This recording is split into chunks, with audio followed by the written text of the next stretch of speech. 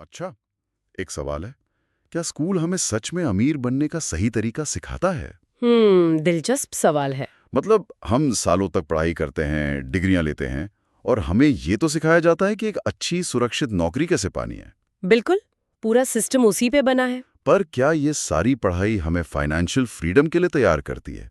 मुझे तो लगता है शायद नहीं। शायद बिल्कुल नहीं। आज हम इसी गुत्थी को थोड़ा सुलझाने की कोशिश करेंगे। हम्म। हमारे पास रॉबर्ट कियोसाकी की एक बहुत मशहूर किताब है, रिच डैड पुअर डैड। हाँ। उस पे कुछ दिलचस्प नोट्स हैं। हाँ। और ये सिर्फ किताब के बारे में नहीं है, ये पैसे को देखने का पूरा नजरिया बदलने के बारे में है। हम्म। हम ये समझने की कोशिश करेंगे कि पैसे के खेल के वो कौन से नियम हैं जो हमें कभी सिखाए ही नहीं गए। बिल्कुल। और ये समझना जरूरी है कि ये सिर्फ एक किताब का रिव्यू नहीं होने वाला। नहीं, बिल्कुल नहीं। असल में ये पैसे को लेकर दो बिल्कुल अलग अलग माइंडसेट, दो दर्शनों का टकराव है। आज हमारी कोशिश ये समझने की है कि लेखक ने अपने दो पिताओं से वो कौन से सबक सीखे हाँ, जो उनकी पूरी जिंदगी बदल गए। ये एक ऐसी कहानी है जो हमें पैसे के मनोविज्ञान की गहराई में ले जाती है। चलिए तो फिर इसे खोलकर समझते हैं। कहानी के केंद्र में दो बहुत दिलचस्प किरदार हैं। पहले हैं पुअर डैड, हाँ। जो लेखक के असली पिता थे। हाँ, उनके असली पिता। वो बहुत पढ़े लिखे थे, पीएचडी थे, एक अच्छी सरकारी नौकरी में थे और पूरी तरह से अपनी सैलरी पर निर्भर थे। टिपिकल मिडिल क्लास सोच। बिल्कुल। उनकी जिंदगी का फलसफा था सुरक्षित चलो, जोखिम मत लो। उनका मंत्र था पैसे के लिए मेहनत से काम करो। जो हम सब सुनते आए हैं। और दूसरी तरफ थे रिच डैड। जो उनके दोस्त के पिता थे। हाँ, उनके दोस्त के पिता। और वो 8वीं पास भी नहीं थे, लेकिन वो एक बिजनेसमैन थे। उनकी सोच बिल्कुल ही अलग थी। जमीन आसमान का फर्क। वो जोखिम लेने को सीखने का एक मौका मानते थे, और उनका पूरा ध्यान सिर्फ एक चीज पर था, संपत्ति बनाना, यानी एसेट्स बनाना। और उनका मंत्र था पैसे को अपने लिए काम पर लगाओ। यहाँ जो सबसे दिलचस्प बात है वो इन दोनों की सोच के बीच का फर्क है। ये सिर्फ अमीर और गरीब होने की कहानी नहीं है। नहीं। यह सुरक्षा और आजादी के बीच की लड़ाई है। एक तरफ वो मानसिकता है जो कहती है एक अच्छी नौकरी पकड़ लो, जिंदगी सेट है। हाँ, जो हम सबको विरासत में मिलती है। और दूसरी तरफ वो उद्यमी सोच है जो कहती है कि असली सुरक्षा नौकरी में नहीं, बल्कि अपने बनाए हुए सिस्टम में है। सही बात है। लेखक को जो असली वित्तीय शिक्षा मिली वो किसी क्लासरूम में नहीं मिली। नहीं। वो इन दो दुनियाओं के फर्क को देखकर ही मिली। तो इन्हीं दो अलग अलग दुनियाओं को देखकर लेखक ने जो सीखा वही इस किताब की जान है। और पहला और सबसे चौंकाने वाला सबक जो उन्होंने सीखा वो था कि अमीर लोग पैसे के लिए काम नहीं करते। उस चीज के लिए काम नहीं करते जिसे हम सैलरी कहते हैं। अच्छा। वो महीने के अंत में आने वाले एक फिक्स्ड अमाउंट के पीछे नहीं भागते। इसके बजाय वो अपना समय और ऊर्जा सिस्टम बनाने में लगाते हैं। सिस्टम्स। ऐसे सिस्टम जो उनके लिए 2400 घंटे पैसा कमाते रहें, तब भी जब वो सो रहे हों या छुट्टियों पर हों। अच्छा, तो इसका मतलब सिर्फ बिजनेस करना नहीं है, बल्कि एक ऐसा सिस्टम बनाना है जो आपके बिना भी चले। बिल्कुल। यही वो रैट रेस से बाहर निकलने का रास्ता है जिसके बारे में किताब बात करती है। एग्जैक्टली। रैट रेस क्या है? सुबह उठो, काम पर जाओ, बिल चुकाओ और फिर से वही करो। आपकी सैलरी बढ़ती है तो आपके खर्चे भी बढ़ जाते हैं। हाँ, ये तो होता है।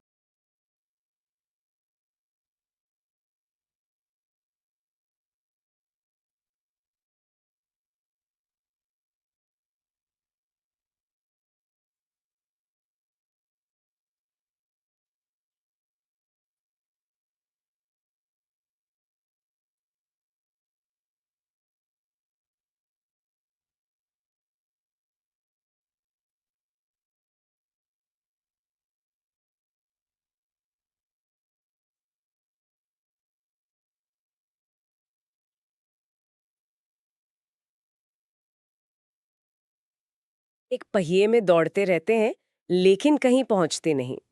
अमीर लोग इस पहिए से बाहर निकलने के लिए सिस्टम बनाते हैं, जैसे अपना बिजनेस खड़ा करना, रियल एस्टेट में निवेश करना जिससे किराया आए, या फिर ऐसी बौद्धिक संपदा बनाना जैसे कोई किताब या कोर्स जो सालों तक रॉयल्टी देती रहे। मतलब फोकस एक्टिव इनकम से पैसिव इनकम पर शिफ्ट हो जाता है। सही पकड़ा। और ये सीधे तौर पर दूसरे सबक से जुड़ता है कि फाइनेंशियल एजुकेशन ही सब कुछ है। हाँ। ये सारी बातें हमें इतनी नई और अजीब इसलिए लगती हैं क्योंकि हमारे स्कूल या कॉलेज में इसका जिक्र तक नहीं होता। कहीं नहीं होता। हमें पाइथागोरस थ्योरम तो सिखाया जाता है, पर बजट कैसे बनाना है या निवेश कैसे काम करता है ये कोई नहीं बताता। सही कहा। ये किताब असल में हमारी औपचारिक शिक्षा प्रणाली में मौजूद ज्ञान की उस गहरी खाई को उजागर करती है। बिल्कुल। ये कहती है कि आपका अकादमिक आईक्यू आपको एक अच्छी नौकरी दिला सकता है, लेकिन आपका वित्तीय आईक्यू ही ये तय करेगा कि आप उस नौकरी से कमाए गए पैसे से आजाद हो पाते हैं या नहीं। वित्त की भाषा समझना, जैसे कैश फ्लो, निवेश और जोखिम का प्रबंधन, एक स्किल है और इसे सीखा जा सकता है। और इसी वित्तीय शिक्षा का सबसे जरूरी हिस्सा है तीसरा सबक। सच कहूं तो जब मैंने पहली बार संपत्ति और देनदारी के बीच का ये फर्क पढ़ा ना, तो मेरा दिमाग ही घूम गया।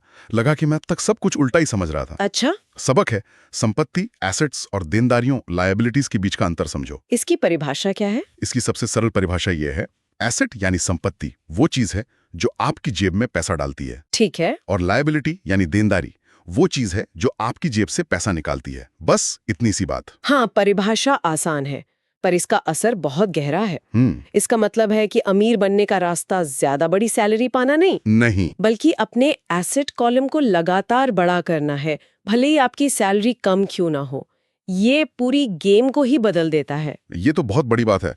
मतलब समाज में जिसे सफलता का प्रतीक माना जाता है, बड़ा घर, महंगी गाड़ी, वो असल में वित्तीय तौर पर एक जाल हो सकता है। हो सकता है, बिल्कुल हो सकता है। ये तो हमारी पूरी परवरिश और सामाजिक सोच पर सवाल उठाता है। बिल्कुल। और कियोसाकी तो इससे भी एक कदम आगे जाते हैं। वो कहते हैं कि आपका अपना घर जिसमें आप रहते हैं, वो भी आपकी सबसे बड़ी लायबिलिटी हो सकती है। अरे, ये बात तो बहुत से लोगों को हजम नहीं होती, क्योंकि हम तो यही सुनते आए हैं कि अपना घर तो अपना होता है।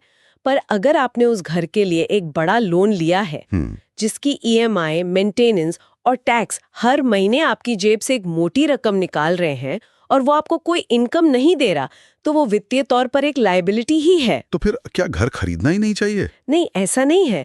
मुद्दा ये है कि आप उसे कब और कैसे खरीदते हैं। अच्छा। एसेट से आने वाला कैश फ्लो इतना हो जाए कि वो आपके घर की ईएमआई और खर्चों को आसानी से संभाल सकें, तब घर खरीदो। अरे वाह। इस तरह आपके एसेट्स आपकी लायबिलिटी का खर्चा उठा रहे हैं, आप नहीं। वाह, मतलब चीज की प्रकृति नहीं बल्कि उसका कैश फ्लो तय करता है कि वो एसेट है या लायबिलिटी। बिल्कुल। जैसे अगर मैंने गाड़ी खरीदी और उसे ओला या उबर में लगाकर उससे हर महीने ईएमआई से ज्यादा कमा रहा हूं, तो वही कार अब एक एसेट बन गई है। बिंगो, आपने नस पकड़ ली। अच्छा। अब यही सवाल हमारे पारंपरिक निवेशों पर लागू करके देखिए, जैसे सोना, गोल्ड। हाँ, हम भारतीय से सबसे बड़ी संपत्ति मानते हैं। पर क्या सोना आपकी जेब में हर महीने पैसा डालता है? नहीं, वो तो बस पड़ा रहता है। वो आपकी तिजोरी में पड़ा रहता है।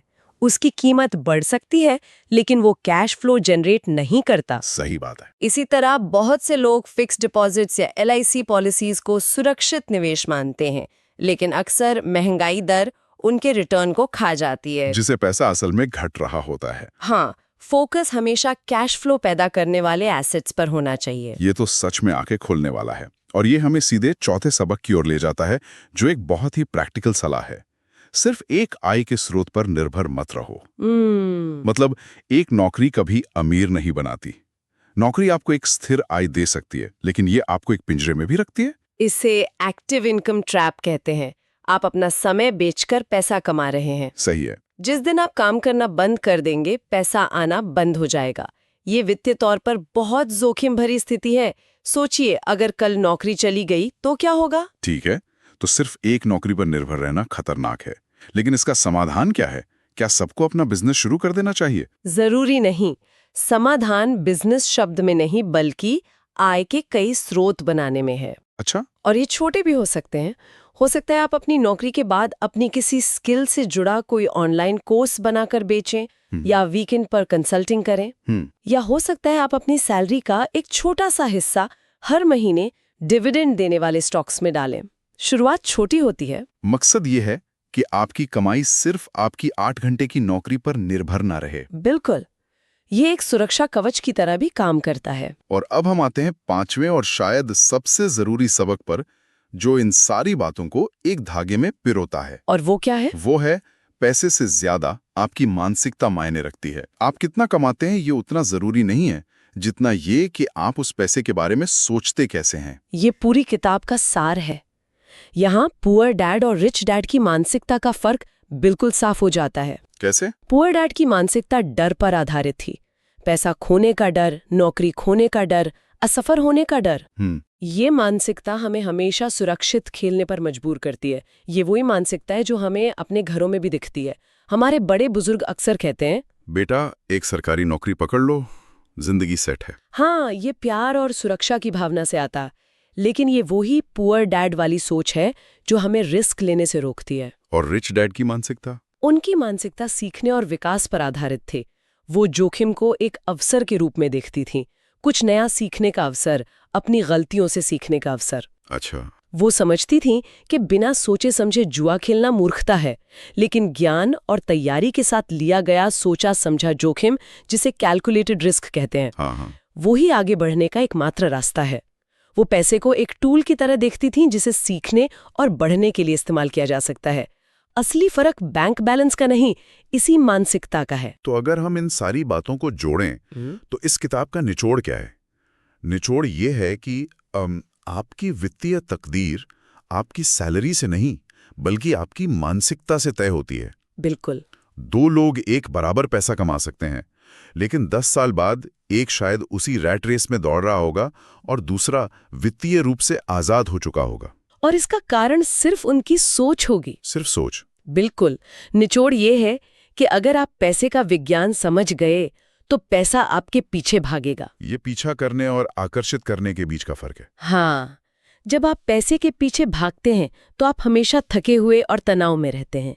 लेकिन जब आप सिस्टम बनाना सीखते हैं, जब आप एसेट बनाना सीखते हैं, तो आप एक ऐसा चुंबक बन जाते हैं जो पैसे को अपनी ओर आकर्षित करता है। इसका मतलब तो ये हुआ कि फाइनेंशियल फ्रीडम की यात्रा सैलरी बढ़ने का इंतजार करने से नहीं, बल्कि आज से ही अपनी वित्तीय शिक्षा को बढ़ाने से शुरू होती है। हाँ, ये उस आम धारणा को चुनौती देता है कि ज्यादा कमाने से ही वित्तीय समस्याएं हल हो जाती हैं। हाँ, क्योंकि ज्यादातर लोग जब ज्यादा कमाते हैं तो वो ज्यादा खर्च भी करने लगते हैं, जिसे लाइफस्टाइल इन्फ्लेशन कहते हैं। सही कहा। नई कार, बड़ा घर, महंगी छुट्टियां, और वो उसी जाल में फंसे रहते हैं। बस पिंजरा थोड़ा बड़ा और सुनहरा हो जाता है। सही है।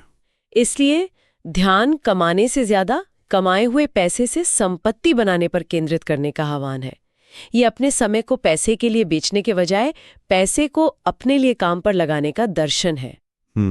स्कूल आपको नौकरी देगा, लेकिन असल दुनिया आपको कौशल, सीखने की इच्छा और समस्याओं को सुलझाने की क्षमता के लिए पुरस्कृत करती है। चलिए, तो आज की इस गहरी बातचीत के मुख्य बिंदुओं को एक बार फिर से समेट लेते हैं। हाँ, जरूर। हमने 2 पिताओं की कहानी से शुरुआत की, एक जो पैसे के लिए काम करता था और दूसरा जो पैसे से अपने लिए काम करवाता था। बिल्कुल। हमने संपत्ति और देनदारियों के बीच के उस जबरदस्त फर्क को समझा, जो शायद इस किताब का सबसे बड़ा आहा मोमेंट है। सही कहा। और सबसे बढ़कर हमने मानसिकता की ताकत को देखा, कैसे डर हमें बांध सकता है और कैसे लगातार सीखने की सोच हमें वित्तीय स्वतंत्रता की ओर ले जा सकती है। बिल्कुल। और इस चर्चा के अंत में मैं श्रोता को सोचने के लिए एक अंतिम विचारोत्तेजक सवाल के साथ छोड़ना चाहूंगी। जरूर। ये किताब वित्तीय स्वतंत्रता के लिए एक नक्शा नहीं, बल्कि एक शुरुआती बिंदु है। ये अंत नहीं, बल्कि एक नई सोच की शुरुआत है। तो सवाल ये बनता है, अगर आजादी की ओर पहला कदम अपनी सोच को बदलना है, तो वो कौन सा एक छोटा ठोस कदम हो सकता है जो आज ही लिया जा सकता है? आज ही। ताकि पैसे को देखने का ये नया नजरिया सिर्फ एक अच्छा विचार न रहकर एक आदत बनना शुरू हो सके।